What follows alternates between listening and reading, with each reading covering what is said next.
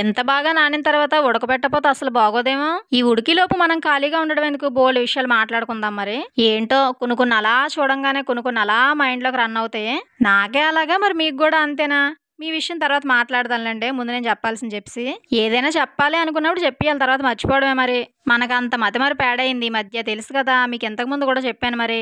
ఇంతకీ ఈ బఠానీలు చూడగానే మనకేటి గుర్తొచ్చిందో తెలుసా? ఆ చిన్ననాటి జ్ఞాపకాలు.